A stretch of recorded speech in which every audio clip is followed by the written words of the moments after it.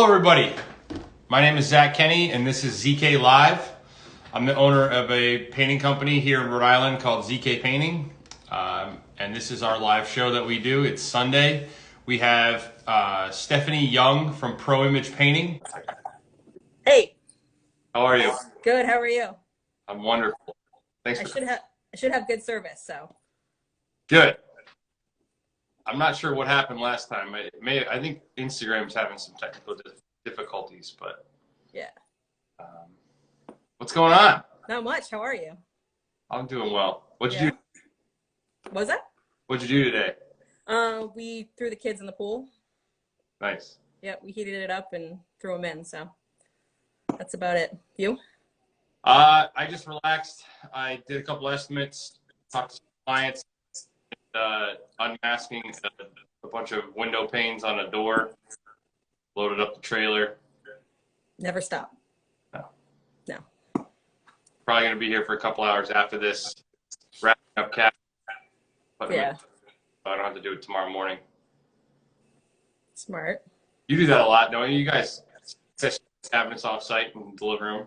Yeah, we usually don't ever do them on site unless the customer wasn't home. We have like plenty of room to set up. I don't like to be claustrophobic and not in control, and so. Awesome. Yeah. You want to tell the company a little bit, how you got started in painting?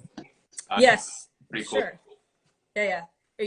You're breaking out a little bit. I don't know if it's me too or And a little bit. you sound perfect to me. Perfect. Okay. So I'll try to read your lips if I don't hear you. So might be yours. All right. So I started the company out in 2007. I used to work for somebody out in the Seacoast for about 3 years on the side, Tuesday through Friday. That's how I learned most of it. It was a guy that was looking to only hire women. And I had played softball with this girl. It was like, oh, this guy's looking to hire, you should come out. So, I had no experience, obviously, and I jumped on with them to learn. I was with him for probably about 3 years learning and stuff like that. And then the other girls left. And I was like, you know what? I really don't want to work. I don't want to drive 45 minutes out to this guy every day. And I, had another full-time job, Saturday, Sunday, Monday. So I was getting really burnt out. So I ended up loving it, though. And I was like, you know what if I tried to do this full-time? So long story short, I ended up kind of putting my name out there, getting a few jobs, and got to a point where I needed help. So I ended up taking on a business partner. She was working with me for about 9 of the 14 years right now that we're at. And she left about 4 years ago, and it was a great opportunity for me to kind of rebrand the company to where we are now. So it was very different 4 years ago. It was me, her, kind of working, and we had one of the guys that's still with me today, who's awesome, and he was a subcontractor, not on payroll or anything like that. And when she ended up leaving, she gave me about a month's notice, and I was like, all right, well, now it's a decision if we're going to keep, going through this or whatever. And I was a little bit scared, because you really don't know what's going to happen of your new normal. And I called up the guy and I was like, let him know what happened. I was like, if you want to come on, because he was seasonal with us at the time, and he gave a 2-week notice for his other job, and we kind of like restarted, revamped, and the poor guy worked with us for probably about 3 years and only did like grunt work. You know what I mean? Like he didn't know how to paint. I was like, oh my gosh, I'm the only one who knows how to paint. He doesn't. So basically trained him into the point where he is now a full painter, just as capable as I am. And I kind of followed through with that behind him, hiring people with no experience, good people that I would sit and interview. And I'm like, all right, I like this person, gave him a shot and gave them the tools to become great. And everyone's kind of been following in that step right now. And we're up to 8 full-time painters that way in the last 3, we're going to our 4th year now. So rebranded. So it's been kind of a ride. It's always been Pro Image. It's always been Pro Image Painting. Yep. When she left, I bought her out and I was able to keep the name, which was great because, it was one of those things that when you're having a business partner, it's very difficult. And I'm sure anyone that has had a business partner probably feels the same way. It's almost like, you have 2 people driving the steering wheel and one wants to go one way, one wants to go the other. And it was actually just a blessing for that to happen because of where we are now. So it's always been Pro Image Painting, and we just kind of changed the logo so I could identify from here to there when it got switched over from anything. So that's worked out well. Awesome. Yeah. What's your market like? So our market is mostly high-end residential.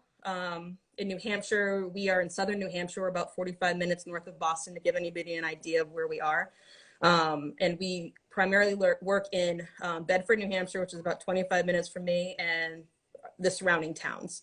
So, I mean, you're looking around like the neighborhoods for Bedford, and it's about, you know, the medium house is around like 550 to 750, to kind of give you an idea of that kind of scale. So, which could be anything, I guess, around the country. It just depends, you know, on like that number. But it could be like a 1,000 square foot house, but these are usually like 3,500 square feet houses, stuff like that. And mostly Yep. Yeah, I really don't like the whole new construction. There's a builder that we've done some work for. He's not really, you know, like a GC. He owns a concrete company, you know, pours concrete and does a couple projects there. And then we did some work for his brother because he liked our work, stuff like that. But they're not your typical contractor of in and out. They want a really good job and, you know, willing to pay for that. So yeah, mostly residential. So awesome. yeah. You have designers that you work for as well? Yep. I've been really lucky. My business partner, when we first started, went to high school with a designer named Casey Graham. You should follow her. She's really awesome. And she ran into Deb at the paint, you know, at Home Depot one day and was like, oh, you know, she wasn't buying paint. But she was like, hey, you know, I'm painting now. She's like, gave us a shot. So that was 12 or 13 years ago. She gave us a shot. And I remember her walking in the first day and being like, the first thing she checked was cut lines. It's the first thing she cared about. She was like, all right, cool. And we've been working with her ever since. And she's actually like a huge part of our business. And I always like to go back and look at any repeat business I have from her. And it's amazing to see like how much like, oh, this person, because if I met her 12 years ago, I wouldn't have this customer today. So I'm very thankful for her and thankful the business. And those are the best projects because they're so like left field of like the crazy thinking and just really great, you know, cool stuff to do for her. Yeah, I've followed along with some of them. And it's awesome. Yeah. Also, we talk about it a lot. Very important to build and maintain relationships. Yep. Keep giving over and over again. Yep. That's cool. Yeah. Yeah. Do you guys work with anyone? We work with a few designers. Like we're definitely not the only painter for any designer. But we're in their head as the quality guys when they have fun stuff, when they have trickier things, when something messes up. Yeah. Yeah. Yeah. Yeah. So you have a new shop, right? Yeah, we just got that in January technically, but didn't have to pay rent on it until a month ago or so. So yeah, we were looking for a place for a while. And it actually used to be an old brewery in town. So they moved out and it was empty since October. So we were lucky to get in there. I was like, you know what, let's do this. So it's been pretty cool. So What were you working out of before the shop? my garage. Yeah. Yep. You know, putting up a spray booth and whatever every time my dad comes over, because he knows like everyone in the town, he's like, that's illegal and you shouldn't be doing that. So, but you know, we got a heater for the garage. It's just like setting up, taking down, not control, you know, just too many people kind of in one spot. It just wasn't really working for us, you know, and now we have 4,000 square feet, which is kind of too big, but at the same time, it's like we can fit all of our vehicles in there. You know, I don't have to worry about, you know, the theft or anything weird like that. It's just been really cool to have a space. So I would kill for 4,000 square feet. yeah. And there's a mezzanine, which has like 1,500 square feet. So it's just tons of space. So 2 garage bay doors, you know, you can fit 20 feet up. And we epoxied the floor, which was nice. Ben Moore actually donated all the epoxy to us, which was great because the rep was actually in there the day I was talking about getting fine paints in our paint store. And it just happened to be the same time. He was like, oh, you know, you got a new shop? I was like, yeah. He's like, you want some epoxy? I'm like, no, I love Ben Moore, but the rep hasn't given us anything in 13 years, you know, not even like a beer at the bar, like for the events, you know, and he gave us a ton of paint. So I really appreciate that, but it was kind of interesting. Right time, right place. So. That's awesome. Yeah. I've seen what you guys are doing there, and we have a nice little shop here, but yeah. Mm-hmm. Yeah. So, yeah. Go ahead.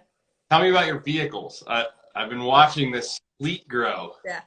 Yeah. So when I rebranded, you know, when we started up again, I had I got a brand new F-150, you know, because you write it off, might as well just get one. And that's what we used. And then Zach, who's been with me for, you know, 6 years now, after we got a year in and got like our stability and that we were okay, I got him another truck to use personally and for the business because we needed it. And then this year, I'm like, we're outgrowing the trucks. You know, like there's just so much stuff, you know, the Fez tools, everything, whatever. And there's always something not in the truck. So I was like, well, I don't want to be that creep with a van because I was like, oh, we're never going to have vans. But, you know, the Transits came out and then I was watching Ford and they came out with the all-wheel drive Transits. So I didn't have to get a Sprinter. And I was like, because we're in New England, I don't want another reason to have a truck that looks cool, but also, you know, I want to make sure we can get to the job when it's crappy out here in New England. So we ended up getting the new Transit in December. I got the only one on the lot they had, you know, in the country. They only had like 30 of them out. It was the biggest van ever. It's like the 350, you know, extended cab, extended ceiling. So I was like, all right, we'll take it, which is great now because now we can fit like staging in it and like random stuff and swing sets that I want to pick up off the side of the road. You know what I mean? Just like crazy stuff where I was like, all right. And then we got the second one a couple months ago. So we've just been kind of growing and then same thing, wrapping them, you know, because why not? And I've actually seen a huge volume from customers like lately because of that. Oh, I've seen your vehicles around or whatever. You know what I mean? So it's like kind of in your face, but you know, people are noticing it. So. Yeah, the wrapped vehicle definitely. You have beautiful vehicles, and I know that people wrestle with that stuff, but I think, and we're gonna be doing that soon. Yeah. When it's wrapped like that, it's a rolling billboard and can bring in a lot of work.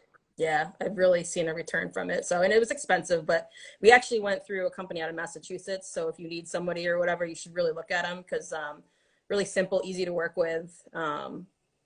And we were pretty happy with them. So, but. Nice. So you mentioned earlier, do you guys like quality tools? Is that something you guys use, quality tools? Yeah. You don't like Festool? No, we do. I like myself, you guys always have, you know, you're always getting better and better equipment. Yeah.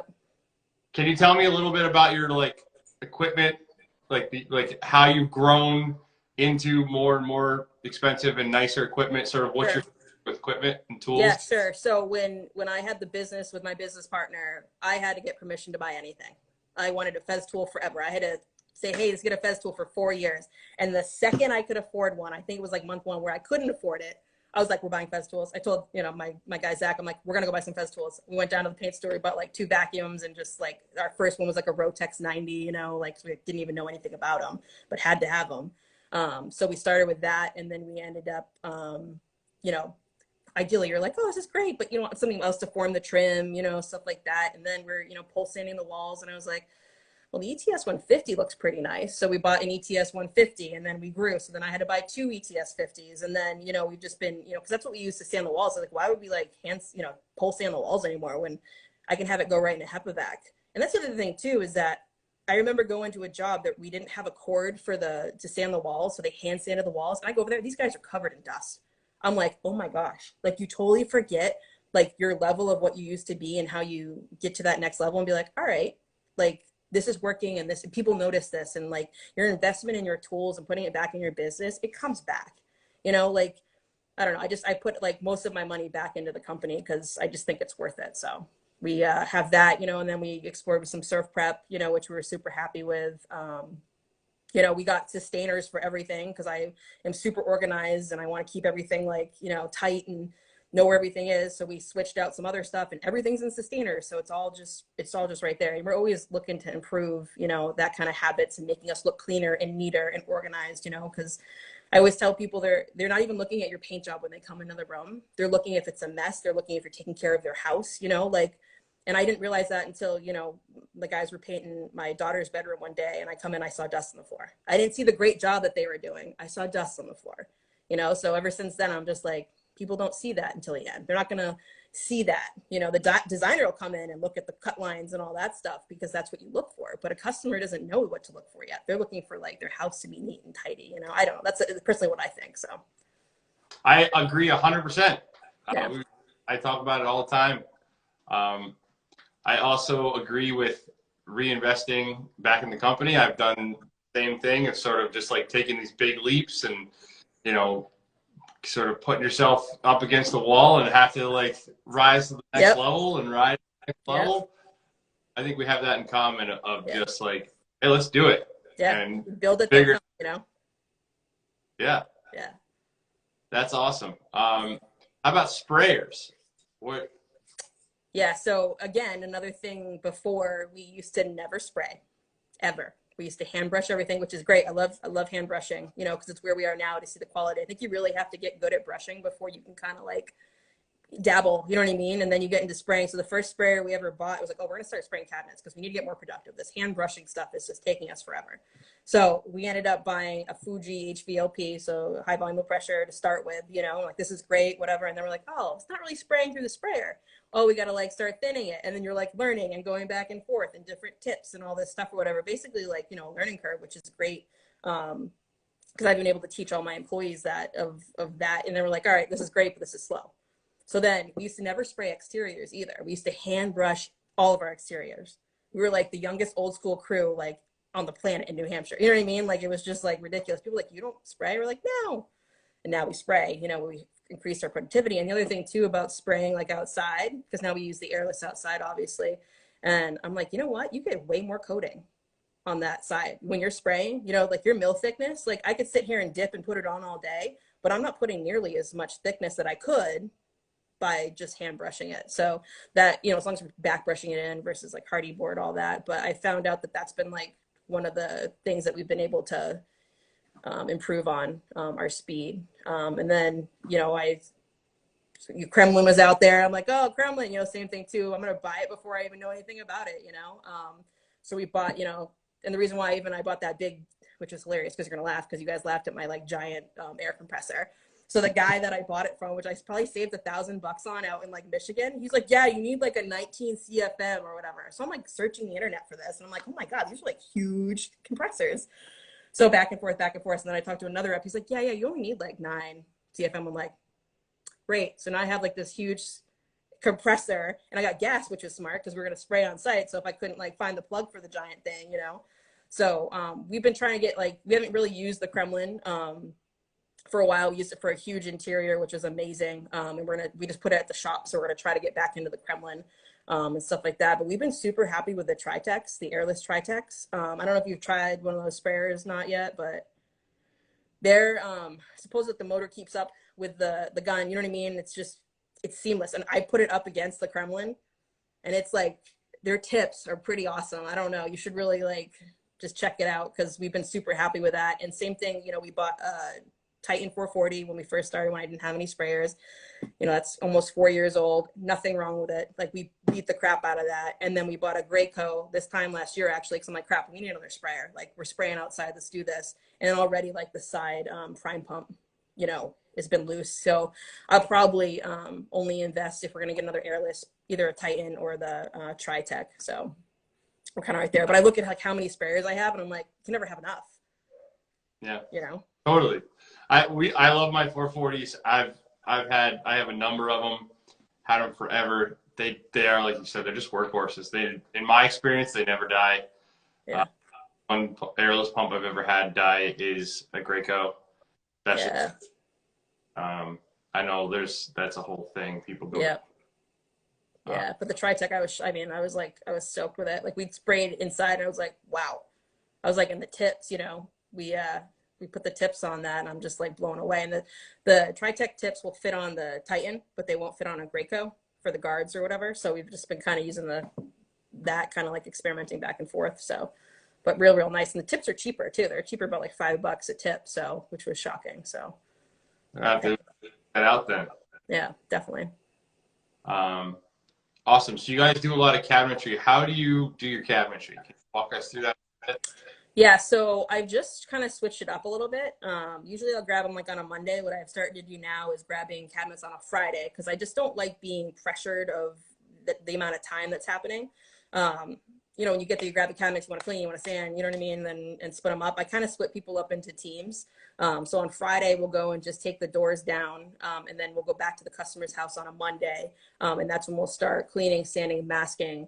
And then on that day, we actually don't even get the primer on that day, but the doors are being prepped already at the same exact time in the shop on that day. So it does fluctuate just because we are so busy with other things. How my system and process kind of goes. I've been kind of playing with what's going to be more productive. Is the same reason of who I put on that project. You know, I try not to put my lead guys on cleaning and sanding, you know, like it's not necessary. I need those people to also learn how important that process is. You know, if you guys aren't cleaning and sanding it correctly, you're going to see it when we start priming and they're not done right. So it just depends on what other projects we have going on. But to answer the question, take off the doors on a Friday. On a Monday, we'll show up. One crew will be cleaning, sanding, masking, cleaning, sanding, masking on the doors, getting the doors primed on that Monday, going back the next day. I try to be in the customer's house only those 3 days. So Monday, Tuesday, Wednesday. That way, like, we're not in there, and then I'll bring the doors back the following week, just so we're not invading, you know, or I'm already masking in their kitchens. We're spraying their bases. I don't remember the last time we've hand brushed bases. That's the other thing too, of looking at it. Like, I've seen the difference now. So I'm like, you know, like if someone's not showing a lot, then I would probably hand brush, you know, but at the same time too, like the speed, it's like the same amount of time sometimes I feel of that process. So why not just kind of spray it? So. And when you take the doors back to your shop, How was what? how does that work? So like how we spray them. Yeah. So we use cup hooks. You know, we actually hang our stuff. We don't lay it flat. And I'll be honest, I found that through John Shearer, like maybe 8 years ago, you know, like look at this genius idea. And who knows if he actually even came up with it first, but, I've been following John since I've started like my company. You know, he's a huge, you know, role model of mine. You know, I love, and it's funny because in Vermont too, when he came up to me, I was so fried because I don't stay past like 8 o'clock at night because I have 3 kids and I'm up with you guys until 1 or 2, and then we have to get up at like wicked early. And I'm like, he comes up to me and I'm like starstruck basically. And he's like, hey, what can I help you with? And I'm like, I'm so tired that I can't even think of anything, a question to ask you. And I've been waiting to talk to you like literally for 12 years. Like I just couldn't. So, but I got the hanging the cabinets from him, which I've also laid flat back and forth. I just find it's more productive to kind of get all those sides at once for time wise. That might change down the road too, because we're totally open to changing processes to speed stuff up or create get the finish better, you know? So I know that laying it flat is obviously a better mill thickness, I hear, and how it lays out and stuff like that. But as of right now, our finish is really good that I haven't had to had to lay it down. So Yeah, in my experience, it really comes down to the product that we're applying. You know, for oil enamel, for eco, like yep. definitely doing hanging. You know, Yep. the dry times are just so much longer that if I have to wait to flip, and also like how efficient the shop is. Like in our shop, we have all the racks. Most of what we're doing is 2K poly. Yeah. It dries fast. A lot of them to do, and doing it flat, if you have enough volume, ends up being faster. Mm-hmm. But if you're doing like we have a bunch of Holland lag, that's all going to be hanging. Yeah. Just so much easier to be able to spray both time. Yeah. Dry. Right. Yeah, we've used, like, you know, we used to use Advance for all of our cabinets. We've switched over 100% to the Eco, at least for a year now. You know what I mean? I used Advance for like a flip job back in January, but it's just unbelievable stuff, you know. And we've started to use like our trim work. You know, I had to order all of our fine paints from Vermont because we had no retailer. He was like an hour away out in Portsmouth, and I was like, all right, now we're getting into this, now we're certified. So I went to our paint store and I was like, listen, you guys need to start carrying fine paints or I'm going to order it. You know what I mean? Like all the time. And then you're going to lose my business for that. So fortunately, you know, the family took in the paint. So they started carrying it there, and it's been amazing. Like, oh my gosh, I don't have to like call and try to like work out the timing, and it's just there. And, you know, we've been buying a ton of it. So they haven't had some of the volume that we need, you know what I mean? So they have to order, but fortunately it gets in the next day. So it's been kind of cool. So how'd you get into Fine Paints of Europe? Can you give us your Fine Paints of Europe story? yeah, so the designer that we work for, you know, that Deb met back in the paint store, or, you know, Home Depot, she wanted to use it on her cabinets. And I was like, you know, anyone that looks that up, it sells itself. You know what I mean? It's a beautiful product before you even know anything about it. And then we used it on her cabinets, hand brushed a Brilliant Eco. And I was like, oh my gosh, I was like, this stuff is unbelievable. And, you know, we started using it more, pushing it more, you know, and stuff like that. And then just a guy called me. This is like my actual getting to fine paints of like really using it.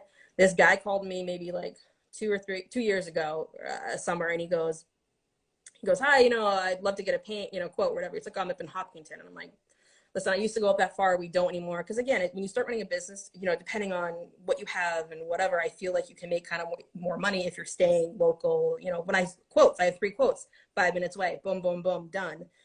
So I was like, I really don't go up that far. And he's like, he sounded kind of pissed, like, what the heck, and he's like, well, I got your name from these foreign people. And I'm like, listen, if you call your local paint store, they can recommend a really good painter, blah, blah, blah. He's like, well, they don't sell this paint around here.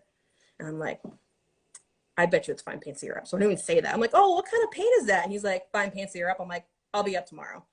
So I'm like, legit, like, went to his house the next day. Because one, I've never seen it. It was a full exterior, 5,500 square feet, house painted in all fine paints, inside and outside. Like, unheard of, like, you know what I mean? Like, kind of for us in New Hampshire. So, and it was like in the middle of nowhere, New Hampshire too. It was like, it's kind of like by the lakes a little bit, off of 95. So I get there and I'm like ready, you know what I mean? I'm like, I get to see the stuff. And I look at the house and the siding is like literally in perfect condition. Like, they had a little bit of peeling. 15 years ago, the house was painted. I'm like walking around with this guy, and it was it was a perfect scenario because it was almost like a cape, but like broken off in different sections. So it was like leveled out perfectly, like, 1 story in the front, 2 level in the back. All the roofs were connected, kind of thing, beautiful view. And he had Hollandac on the trim. So obviously oil was faded, from 15 years ago, but like minimal peeling. I was like, I was really impressed. But then I go to the front door, mind you, because like I'm going to meet him. And they had the front door done in like Hollandac, but it's like Brush Mark City. And I'm like, and then I go inside, right? I'm like expecting it to be like this crazy, awesome stuff. Brush marks everywhere. You know what I mean? Just like, you have paint, and he didn't even know who it was, kind of thing. And I was like, man, like, I was expecting, when you see stuff that you do, or, like mentors like yourself of like, hey, this is what it should look like. And because that's honestly like what I've seen is from you. And I get there and it's like, okay. So expectations are set really low. So I can't really mess this up, even though we've never done like, fine paint. So we ended up painting the full exterior. This guy knew John and Emmett pretty well because he had, obviously ordered a ton of paint from them before.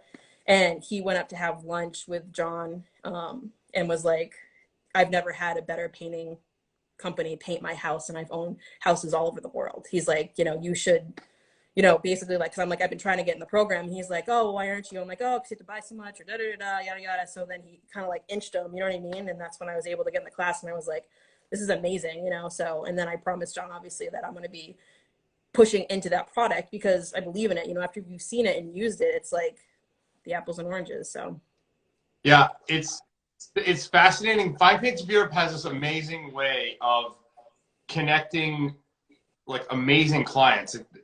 The clients that do their homework and come to you saying, I have Fine Paints of Europe, or I want Fine Paints of Europe. yes. They're the greatest. Like, yes, like that's my customer. Yeah, like they're so special. And Yeah. I didn't know that they really existed like that until certification happened, and now your name's on a website and people call you up, and we're known as the Fine Paints of Europe guys. But the client that does the homework and ends up with Fine Paints of Europe is for me. Now that's an amazing client. Yep. And they're so knowledgeable. It's so funny that you knew John and Emmett. Like, yeah. Like, what kind of, when the customer like all about the paint and owner of the painting company and their lead guy, like it really attracts a very particular, very like intelligent, knowledgeable client. Yeah. That's such a cool story. Yeah, it was cool. And I was just like, wow, I was like, and here we are. And then after that, we did a huge 12,000 square foot house right after that for inside. And we did all their cabinetry, which was a ton of cabinetry and the fine paint, you know what I mean? So it kind of kept the ball rolling of like, all right, let's use this product, and kept having it shipped to us and using it and stuff like that. So it's been really cool, just since November of getting to like, the certification and stuff like that. So, and the support and like that is amazing. Like how John, came down and took us to dinner, for getting the paint in that store or whatever. So it's been pretty cool. Yeah, it's a special company. You probably buy more eco than I would say 90% of the people who buy Fine Paints of Europe in the country. You're probably the top 10 buyers of eco. Yeah, I love the eco. And it's, I don't know, we definitely use the Hollandac, but like also too, like not even knowing. So when we went to do the house in Hopkinton, you know, we haven't really used the Hollandac, you know, Brilliant or Sky, whatever we end up using, and we start painting, and all of a sudden we're like trying to like put it on, and we're like, oh my gosh, we're gonna be here forever. You don't even think about it like, you know, like we didn't put like extenders in, you know what I mean? Like we're just like, I go on the side and one of my lead girls is like there. I'm like, you're not done yet? Like, what is happening? You know, she's like, this is like really like, you gotta like really get at it. Arm sore. Yeah, right. You know, but after you finish it and you sit there and you can take your hand and go like down the siding and see your face in it and like just see the body of it, you're just like, is this even real right now? You know, it's such a cool paint. So it is. When you see it and touch it and feel it in real life, that's people see pictures of our doors and stuff, and I tell clients all the time, let me bring you a sample, because when you touch this paint, it's even better than the pictures. Yeah, your stuff is unbelievable. I mean, it's amazing too, like just seeing, you know, over time, like of where you are. But it's such a different class, you know, Zach, of like where you are, and like I'm sure you know that or whatever, but like how people can see your work and just be like an unbelievable. And it's not just easy, you know what I mean? Like it's your perfection of nothing is good enough, you know, like I don't know, it's just what you have to like think. So yeah, that's obviously, if you've gotten to use fine paints as you do, I've been watching, you know, on Instagram. Yeah, you guys have that same mentality. Tell me like about your company and the people, and like what's your mission, like sort of competitive advantage, all that stuff. Like how do you business? Yeah, so I like to say like we're not your typical painters, you know, like I think that, you know, we're just not I want to build relationships not only with like my customers, but also like my employees, you know what I mean? Like I think culture is huge. I've worked in corporate America, you know what I mean? Like I don't want to be a number. I don't want them to be a number, you know, like if they need something, they need to tell me and I will take care of it as best I can. You know what I mean? I just think that kind of relationship is super important because again, you're also small, you know, and like everyone should want to work together and get along and respect each other. And you're spending 40 plus hours a week with these people, you know, like that's such a huge part of your day and your time in your life when it comes down to it, of like, it should be enjoyable, you know? And that's why, like, when I take people on that don't have experience, it's kind of like, you know what, this is like dating. You're going to know in 30 days, you know, if this is for you or not. Like, you know, don't waste my time. Don't waste your time. We can dabble in it, you know, and like keep going, but you kind of know if someone's going to really work out. And it's really awesome, you know, seeing the people that I take on come from no experience to when I leave a room, I don't know if I painted it or they did. And I think that's what is really important because you can't mess with the brand. You know, like I have people from 12 years ago that if I show up and I'm not on the job anymore, then I need the job to look like I did it, because then they're not going to call me back, you know, the next time that they do another project. So I kind of like try to get that into their head of, you know, this is what is important, you know, that I've done everything that you guys have. I have scraped, I have cleaned, I have worked in trailers with guns, you know what I mean? I have worked in like disgusting things, and now we're in like, you know, $1 million houses, and it's effortless, and the phone just rings, you know what I mean? Like it's because that's what took me this long to do, you know? So, you know, I'm still on site once in a while. I do still paint. Usually when someone calls out, or if I don't have a quote that day, I'll step in for a couple hours, stuff like that. Cause I still like to train and kind of show and give the passion to them of like, I'm so passionate about this. This is why you should be passionate about this. And this is why, you know, invest in me, I'll invest in you kind of thing. You know, like this is my company, but this is like our thing. You know what I mean? Like it's your work too. So I don't know. It's kind of like where I try to go. I do lunch on Fridays for them every Friday. I buy everybody lunch. And if they're in different crews, I'll go and personally bring it. And then we just started like the wheel or whatever, a bonus program, which has been really cool. And that's a peer nomination. So we send out like a Google form at the end of the month, and they can all nominate somebody. And then the person with the most votes win, and they spin the wheel, and then it gets, you know, whatever. And that's been kind of cool because it's interesting to see what the peers have to say about each other too. I get surprised sometimes. It's really nice to hear some of the stuff that they say and notice stuff that I notice, you know, so it's been kind of cool doing that. Yeah, so I'm really lucky. I've had a lot of, you know, great people that still are with me for a while. You know, my lead guy, Zach, has been with me for 6 years, almost 7 years. And just one of those guys that you can just depend on, you know, like you need that at the end of the day. People you can depend on. Yeah, he has a strong name. I think. Yeah, absolutely. Not really just his name. It's clear the name, yeah. That's awesome. Yeah. So we have some questions that we're going to ask the people. As Mickey would say. Do clients from the vehicle wrap advertising seem to be ideal clients? What was that? It was a Clients that call you having seen your vehicle wraps, are they ideal clients? Yeah, it's a good question. Yes, actually. I think it's the demographic that we're in is that they, as long as I've been in the town that we're in, there's some people that still haven't heard of us because we don't like advertise, you know what I mean? And you're like, how have you not heard of us? You know, like not to be whatever, but you're like, I'm driving around. But now that we have like the billboards versus the little, you know, circle on our trucks, which by the way, did not ever have our phone number, did not have our website because I was always like, oh, we're branded. So you can find us if you want to find us. You know what I mean? Like, which is probably stupid, you know, but I kind of like am dabbling in, you know, if you can find us, you can find us kind of thing. So, yeah, I think when my business partner left, I took every single call. I was like, I am not going to fail. You know, we're redoing this. I went to every quote. Now there's somewhere I'm like, why am I here? If you're going to paint your door, we're not your painters. You know what I mean? Like if you're trying to like do that, we're not your painters.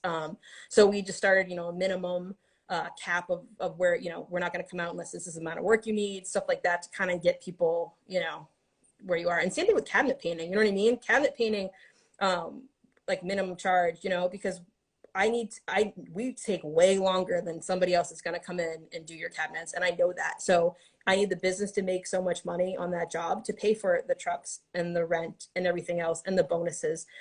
So I need, you know, I can't waste my time on a cabinet job where we're not going to make a profit. I can make it on something else. So we've kind of set that standard with cabinets. I just have them usually send a photo, which has been way easier. And then I come out with a sample door and all that other stuff. So. Yeah, and I think that to that question, like the branding speaks for itself. Like if you guys haven't seen her trucks, they're the vans. Like go on her Instagram page, you can see them. If you see that van, you don't think this is the cheap person, right?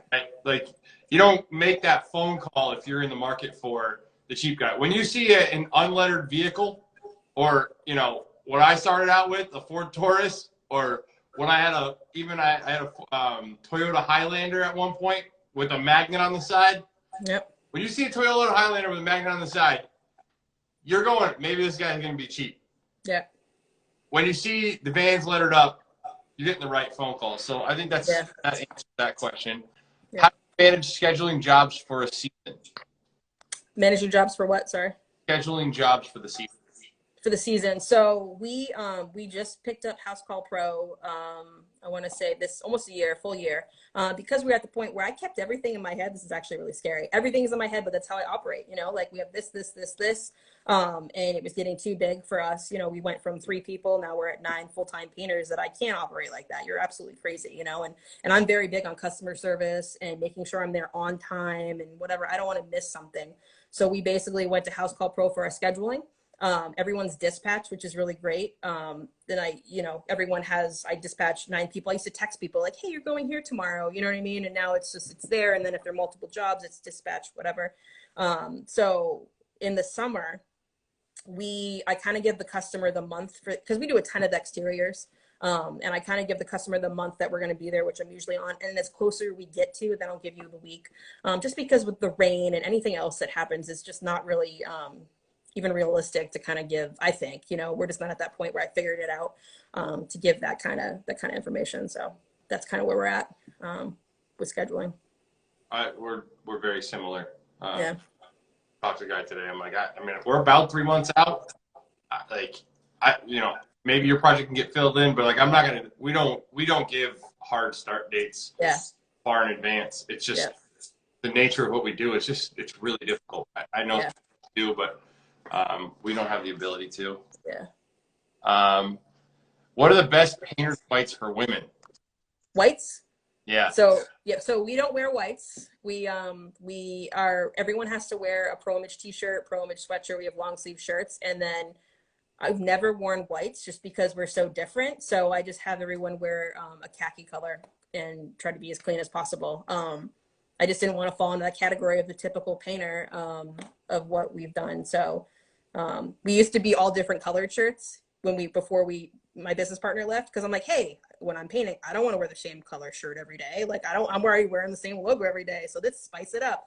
And I actually saw like some painters up in the Seacoast that had different shirts. I'm like, that's really cool. And then I was like, this is not like the image that I'm trying to like give away. And I switched this over probably, you know, the first summer that we had rebranded, and I had just two or three people, and we are all in like the blue. And I pull up that day, I'm like, yes.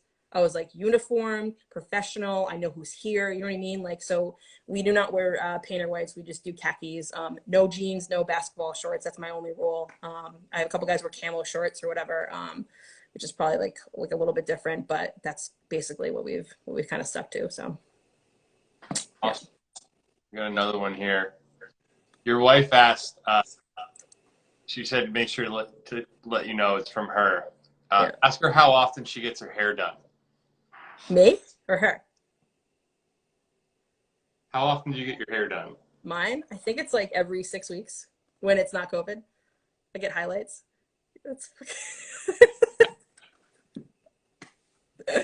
She asked me to ask you that.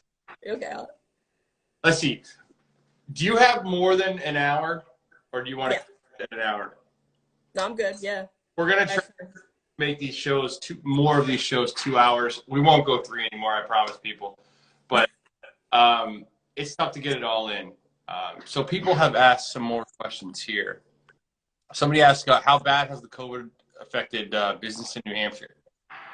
So we have not seen a decline in business so far. When everything started happening, it was a little bit of a panic just because you don't know what people are going to do if they don't want you in your house, because obviously it was still winter.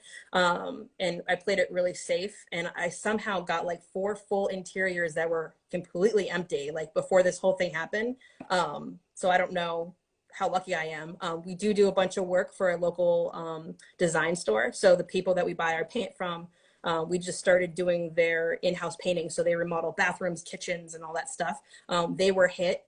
So we probably had about a month that we were not doing work for them. That just got picked up last week. Started again. We were doing 3 projects for them. So we have not really seen a decline. Did you guys see a decline at all from the COVID? No, we've been really lucky. And again, I've seen the phone ring more with more great projects than ever. It's cool. People are staring, you know, they're looking. So, yeah. I think a lot of it, you know, I mean, we're in states that, you know, things that we were not in California where they literally shut everyone down. You know, that happens. But a lot of the stuff that you're talking about of like over exceeding clients' expectations, really thinking about is the same stuff that we do. Oh, really thinking about like how people feel about our paint jobs, paint jobs, and that concentration on the client experience that I'm hearing from you is similar to what we do. And I would attribute a lot of that to our ability to withstand and stay busy during these times. Is like our reputation is growing and growing each day because we're leaving like a trail behind us of happy people. That's exactly right. Like the moments that you do tomorrow, you're not going to feel right away. You're going to feel it in 6 months and be like, because I took the time to do that the right way, there it is. And I tell people like that all the time. It's like, you guys we'll feel it, you know, in 6 months. It's so important. Yeah. That's cool. I love the idea of planting seeds every day, watering them. And in the beginning, because that was my experience, in the beginning, there's no plants, there's no flowers anywhere. It's just a barren field that you've been working so hard to plant seeds in and water every day. Yep. Eventually, you look around and you're in a flower garden and it's absolutely beautiful. And the flowers just seem to keep coming and you're like, how did I get here? Yeah. And, you know, I think it's easy to look at somebody in a flower garden and be like, oh, I can never get there, or how do they get there, or make up like, but it just comes down to like little seeds, day at a time, over and over and over again. 100%. And then when you're in a flower garden, don't forget to keep planting seeds and water. Yeah, exactly. Yep. It's tough sometimes. Yeah, don't get lazy. Yeah. It's cool. That's awesome. Yeah, it's cool to see. I think we have very similar stories as we built our companies. Let's see. What kind of business advice do you have for young contractors that are starting out? it's interesting to see the ones that have fallen into it, or the ones that have kind of followed, followed like their their parents, or you know what I mean, anything like that. I think that I think it's very important that any entrepreneur, and again, an entrepreneur is, someone that, starts something or wants to do something, is that it's a certain personality to start any sort of business. And sometimes, everything looks easy and stuff like that, but it's not, like everyone kind of sees. I think that you have to keep working hard and keep on trying. But I think that if you have the personality that you want to do that, you want to work, I don't stop working when I come home at night, like I work all day, sometimes, on the ladder or not, selling jobs. I come home after my kids are to bed. I'm up for 2 more hours working on those quotes that I didn't have time for, strategizing the business, caring about my employees, making sure that they're, happy. I think there's a ton of work that you have to be prepared to put in, because then don't start it. Like you don't realize it until you're in it. When I first started, I was like, oh, this is great. Like this guy, probably made a ton of money and I'm going to go start my own company. But I fell in love with the craft and I was like, you know what? I think that I can do this. And I want to like try to start a business, because any job that I've ever done in my life, which is not a ton before that, I've worked so hard and competitively and wanted to be the best at it. You know what I mean? So when I was like, all right, if I can put that kind of energy into something that comes back to me 100%, then it's worth it at the end of the day to spend, all those extra hours at that. So I think that take it slow, but just realize, depends on what's easier. Sometimes it's easier just having the other person deal with it. Like people don't know right now, you're going to work. How often do you work? I'd be working 10 times more if I didn't have my kids, because that's your baby, like that's your other baby. You want to like have that grow and take care of it. So it's a ton of time. I think people, when people come on, this is another example, when people come on to work with us, they kind of look at the business and they're like, oh, wow, like, this is cool. You know what I mean? Like, but you have no idea all those years and all that stuff that I've worked for to get to here. You just kind of see the boom, here we are, employing all these people and all, you know what I mean? Which is great, and that's the thing too. You got to decide of like, do you want employees or you don't? Like, how big do you want to get? Like, I'm still at that point too, where I'm like, I really like, we had 2 people in the beginning and I was like, I can't even cash my paycheck. You know what I mean? Like, it's costing me more money. And then you get to the other point of like, all right, we have this many people. Now I can get a space, and now I can give those other people that have been with me this long, keep increasing their pay, because that's also too, like, you can't take away from the people that have been with you and like, and pushing, your company and being there for you, of like how important it is. I want them to make a ton of money. Yeah. We keep growing to a certain point so they can put more money in their pocket too. Just slide down a minute, but I think that's great advice. I give it all the time. Like, make sure that this, like, in your nature, yes, be an entrepreneur and a business owner. And there's a lot of risk involved. There's a lot of hard work with, like, there's also, you could go be a lead in my company or in your company or in a bunch of companies and make great money. And at the end of 40 hours, like, you get to go have your weekend. And that's awesome too. Like, go deep and like, is this really for you? Because I think when you look at all the successful business owners, they have certain traits in common. And it is that ability to work really hard, be really comfortable with risk, have a vision, because there's also plenty of people who work really hard and their businesses fail because they may not see it from above and they may be in it too much, or, whatever it may be. But yeah, I think before you even go down the road, make sure that you're built for it. Yeah. And it's funny you say the built for it. Because when I first started, I was so shy. I was that person in the cafeteria that wouldn't get up to get a drink because I didn't want people looking at me. Like, I literally remember, like, I had no choice. Like, when I had started the business, I was like, oh, I'm gonna do this on my own. I was like, I got to go to that door, knock on the door and sell a job that I don't even really know what I'm doing technically, and like, I was too scared to even get out of the car. I had to call my dad and be like, I was 25 years old and I was like, I got to go sell this job. He's like, gonna be fine. Just go up to the door, like, that took me a long time to like get comfortable with like meeting people. And now, I don't even think about it. It's part of who I am, but like, selling without selling, like, you're just passionate about what you're doing. And and like, I'm going to give you a really great product. And I think that's another huge thing too, of when you go to a job, like I don't like going to exteriors that they're looking for a number. I like to go and talk to the customer and basically explain why we're different. Like people think we're a franchise half the time. I went like 2 weeks ago to like a bunch of exteriors and they're like, are you guys a franchise? And I'm like, that's funny. You're the second person that asked me that today. You know what I mean? Which is kind of like a compliment to a point, because we're putting systems and processes in place because I want this to operate seamlessly without me. You know what I mean? Like it should. And, we're not there yet, but I want like that image. I like that image of, no, we're still like a small company, but I'm going to give you the quality of better than a franchise technically, because some of them aren't even operating how they should. You know what I'm talking about. But, I think that that's like important, and it's cool to like kind of see people thinking that, when you're putting your money into the wrap and stuff like that, you show up on time and you get a text alert because House Call Pro is so awesome. I've won a job because someone got a text from House Call Pro that we were on our way. And she told us in the email. I have House Call Pro.